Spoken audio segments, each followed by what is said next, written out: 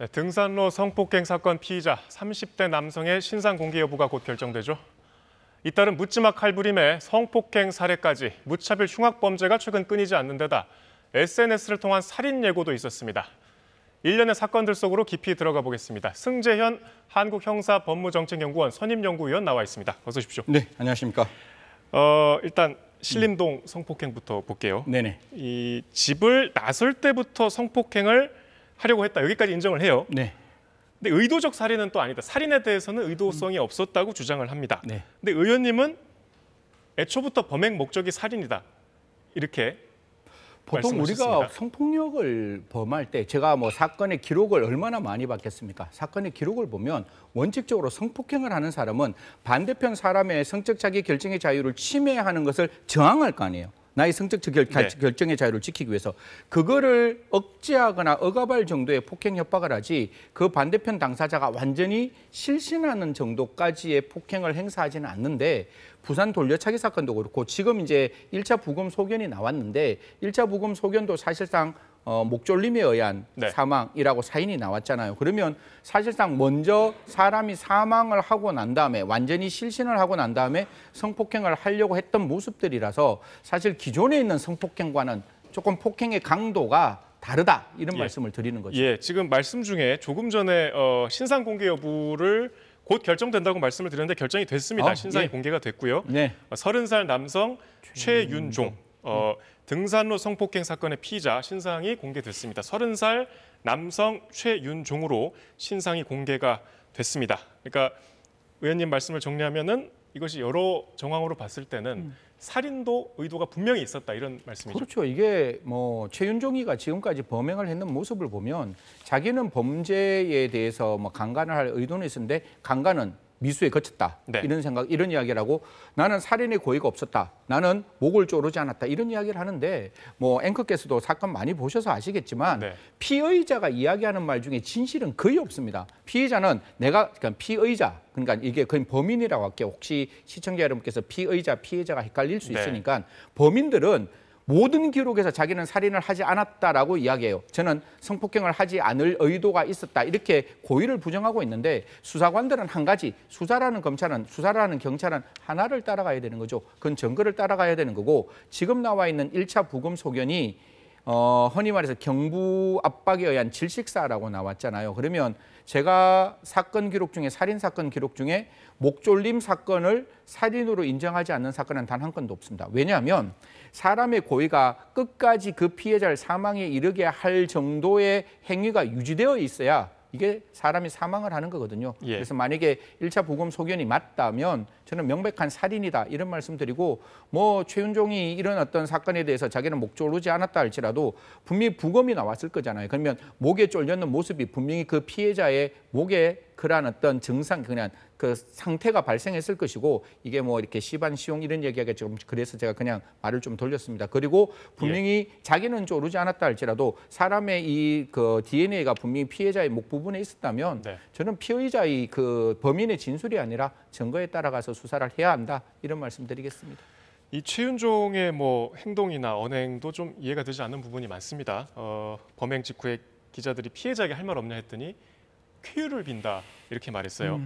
이게 오히려 섬뜩하게 좀 들리는데 살해할 의도는 없었다 그러고 또 방금 말씀드린 그런 언행도 당당하게 보이고 사전에 범행을 계획하지 않았다고 주장하는데 여기까지는 뭐 당당하게 그렇게 언론에 모습을 보이다가도 거짓말 탐지기 조사는 또 거부했다고 합니다. 이거 어떻게 이해해야 됩니까? 자기가 범죄 사실이 드러나는 건 다 부정하는 거죠. 사실 뭐 거짓말 탐지기가 뭐 시청자 여러분께 조금 이런 말씀 드리면 또 모방 범죄가 일어날까 봐 좀 조심스러운데 그게 명확하게 증거로는 잘 사용 안 돼요. 정황 증거로 사용이 되는데 거짓말 탐지기를 하면 분명히 자기의 거짓 진술이 드러날 수 있는 가능성이 분명히 있었는 거잖아요. 그리고 자기가 하는 어떤 모든 진술에 보면 머그샷은 찍었다는 거는 그거는 범죄와 아무 관계가 없는 거예요. 그건 사진이 국민들에게 알려지는 거 이런 것들은 다 허용하면서 정작 자기가 했는 행동에 대해서는 다 부인하는 거죠. 사람이 가장 의지적인 행동이 뭔지 아십니까? 제가 어떤 그 사건을 알고 싶어요. 어떤 그 내용을 알고 싶을 때 머릿속에 딱 떠오르고 떠오른 것을 손으로 자판을 치게 되거든요.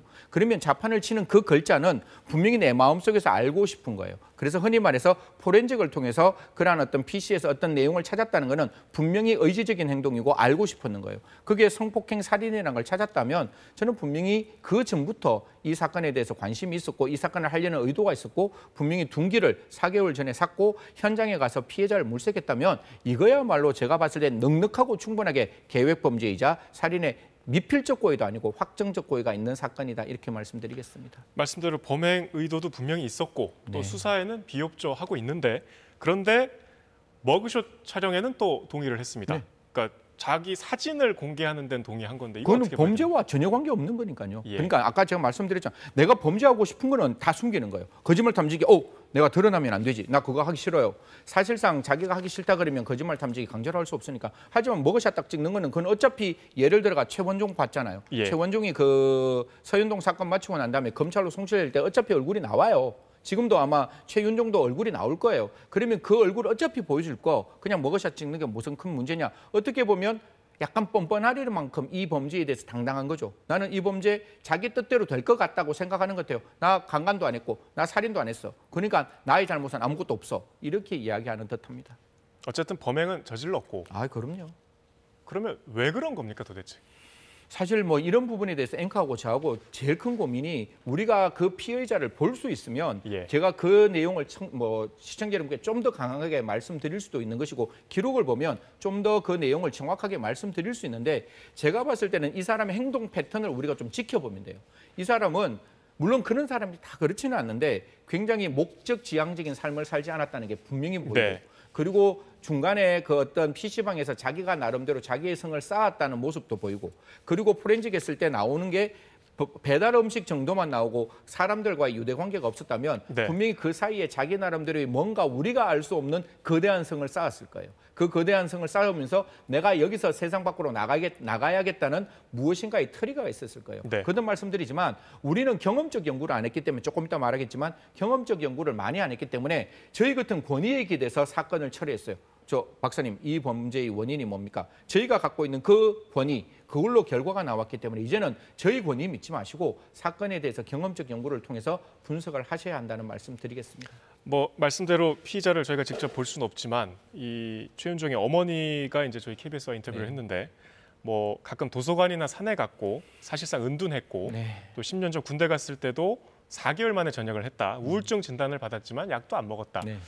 이런 정황들을 보면 좀 짐작하시는 게 있을까요? 마지막 앞에 있는 건 분명히 은동형 외톨이의 모습이 보이는데 제가 이 사건 때문에 제 주위에 있는 저 법무부 다니면서 얼마나 많은 정신과 의사 선생님들하고 많은 이야기를 했겠습니까? 제가 아는 모든 정신과 의사 선생님들 여쭈어봤을 때 우울증이 이러한 범죄를 만들어내지는 않아요. 그래서 이 약을 단약을 했다고 해서 이 우울증이 곧 이러한 범죄를 일으키는 절대로 그런 상호관계는 없다는 것. 자칫 잘못하면 우리가 정신질환 환자를 낙인 찍을 수 있어요. 그래서 그런 게 아니라 지금 이 최윤종이 머릿속에 무엇이 있었는지는 새로운 정신 감정이 필요할 것 같아요. 그래서 우울증의 문제가 아니라 지금 이 사람의 상황이 어떤 상황인지를 경찰과 검찰은 선제적으로 그에 대한 어떤 그 정신 분석이 좀 필요하지 않느냐. 나중에 법원 가서 살피지 말고 지금 당장 좀 했으면 좋겠다는 말씀 드리겠습니다. 짧게 조선 얘기 좀 해보겠습니다. 신림동 흉기 난동 사건의 피의자인데요.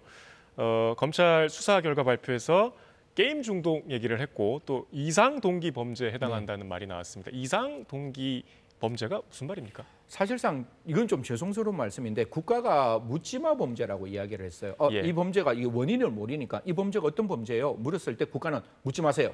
이러다 보니까 묻지마 범죄가 언론의 하나의 타이틀로 나왔어요. 그러니까 묻지마 범죄라고 하니까 원인을 알 수가 없는 거죠. 그러니까 우리가 지금까지 동기를 찾지 못한 이상 동기, 그 성격이 이상한 범죄라고 해서 묻지마 범죄에 대한 대신 원인을 찾아가기 위해서 이상 동기 범죄라는 명칭을 지금 국가는 쓰고 있다. 이제 국가는 절대로 묻지마 범죄란 말을 안 쓰겠다라고 오늘 총리께서 말씀을 하셨습니다. 그래서 다시는 언론에서도 제발 묻지마 범죄라고 이야기하시면 묻지마 범죄는 원인이 없는 범죄예요. 그러니까 그런 말씀 안 하셨으면 좋겠다는 말씀 드리고 제가 지금 생각하고 있는 그 내용들 중에 지금 그 조선 사건은 게임이 문제가 된다라는 검찰이 분명히 들여다봤을 거예요. 하지만 게임이 전체적으로 이 사건의 원인이 되었다라고 단정 지을 수도 없어요. 왜냐하면 제가 스탠포드에 있는 그 논문을 좀 읽어봤는데 게임이 곧 범죄와 직접적인 연관이 있다라고 이야기한 것은 없는 것 같아요. 그래서 게임이 영향을 미칠 수 있지만 게임이 범죄의 원인이다 이렇게 단정지어서는 또 안 된다는 말씀 드리도록 하겠습니다. 묻지마 범죄라는 말은 절대 쓰면 안 되는군요. 네, 그렇게 했으면 좋겠습니다. 말씀 주셨지만 정부가 오늘 이제 잇따른 강력 범죄에 대한 종합 대책을 내놨는데 잠시 들어보시겠습니다. 네.